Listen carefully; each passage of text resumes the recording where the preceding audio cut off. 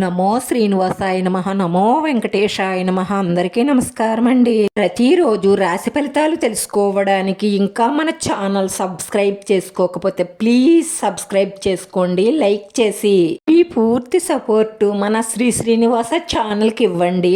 ఈ వారం రాశి ఫలితాలలో గోచార్య రీత్యా వృషభ రాశి వారు ఎటువంటి శుభ అశుభ ఫలితాలను పొందుతారో తెలుసుకోవడానికి ఈ మన వీడియోని మిస్ అవ్వకుండా చివరి వరకు చూడండి. ఈ రాశి వారికి ఈ వారంలో ఈ స్త్రీ వల్ల జరగబోయేది ఇదే. ఈ మనసులో ఎప్పటి నుంచో తిరుగాడే ప్రశ్న ఇదే: నేను ఎప్పుడు ప్రశాంతంగా జీవిస్తాను అని. ఆ ప్రశ్నకు కాలచక్రం బదులివ్వబోతుంది. ఈ రాశివారు ఇప్పటి వరకు భరించిన అవమానాలు, ఎవ్వరికీ చెప్పుకోలేని కన్నీళ్లు, ఈ మంచితనాన్ని శాతకానితనంగా భావించిన మనుషులు, మీరు నమ్మిన వారే మిమ్మల్ని చేసిన మోసాలు, వీటన్నిటికీ ఆ భగవంతుడే ముగింపుని ఇవ్వబోతున్నారు. ఈ జీవితంలో అద్భుతాలు జరగడం మొదలవుతాయి. ఈ వారంలో ఒక సంఘటన జరుగుతుంది. దానివల్ల మీ తలరాతే మారుతుంది. తలరాత మారడానికి ఒక స్త్రీ పాత్ర చాలా ముఖ్యమైనది. ఆ స్త్రీ కొత్త వ్యక్తి కాదు, ఇప్పటికే మీ జీవితంలో ఉన్న వ్యక్తి. ఇక మీదట మీరు బాధపడవలసిన అవసరం లేదు. మీ వాళ్ళెవరు, పరాయి వాళ్ళెవరు, మీ మేలు కోరేవారెవరు, మీ కీడు కోరేవారెవరో తెలుసుకోవలసిన సమయం ఇదే. మీదట మీకు 180% మంచే జరగబోతుంది. ఈ సంవత్సరంలో మీ జీవితం కొత్త మలుపు తిరగబోతుంది. మీ మీద మీకే ఆశ్చర్యం కలుగుతుంది. మీరు కలలో కూడా ఊహించి ఉండరు మీ జీవితంలోకి ఇంత సంతోషం, ఆనందం వస్తుందని. మీరెవ్వరినీ మోసం చెయ్యలేదు, కావాలని ఎవ్వరినీ బాధ పెట్టలేదు. అందుకే మీకు రాబోయే ఫలితాలు కూడా చాలా మంచి ఫలితాలే రాబోతున్నాయి. కానీ దానికి ముందు గడ్డు పరిస్థితులు కూడా ఏర్పడవచ్చు. భయపడకండి.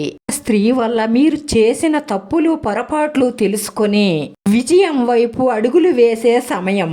చెడు వ్యసనాలు, చెడు సావాసాలు మానేయండి. తో ఉన్న స్త్రీ తీసుకున్న నిర్ణయాలు ఒక్కొక్కసారి మీకు బాధ కలిగించినా అది మీకు మంచే జరుగుతుంది. మీద మీరు నమ్మకం పెట్టుకోండి. మీరు బలహీనులు కాదు, చాలా బలవంతులు. మీరు మనస్ఫూర్తిగా మీ ఇష్టదైవాన్ని ప్రార్థించండి. భగవంతుడు మీ ప్రార్థనను వినే సమయం ఇదే. స్వయంగా ఆ భగవంతుడే మీకు మౌనంగా సహాయం చేస్తారు. మీ జీవితంలో అనవసరమైన వ్యక్తులు దూరం అవుతారు. మీకు అవసరమైన ఆశీర్వాదాలు దగ్గరవుతాయి. ఇప్పటి వరకు ఇతరుల మనసు నొప్పించకూడదని మీ కోరికలన్నిటినీ త్యాగాలు చేశారు. మీదట మీరు తీసుకునే ఒక మంచి నిర్ణయం మీ జీవితాన్నే మార్చేస్తుంది. ఇది 2 మార్గాలు చూపిస్తుంది. ఒకటి మంచి మార్గం, రెండవది చెడు మార్గం. మంచి మార్గం వైపు అడుగులు వేస్తే అదృష్టవంతులు అవుతారు. మొదట్లో కష్టంగా ఉన్న శాశ్వతమైన ఆనందాన్ని, అదృష్టాన్ని కలిగిస్తుంది. చెడుకి ఆకర్షితులై చెడ్డ మార్గంలోకి వెళితే మాత్రం మీ పతనానికి కారణం అదే అవుతుంది. అదృష్టవంతులు కావాలా, దురదృష్టవంతులు కావాలా అన్నది మన చేతుల్లో, చేతల్లోనే ఉంటుంది.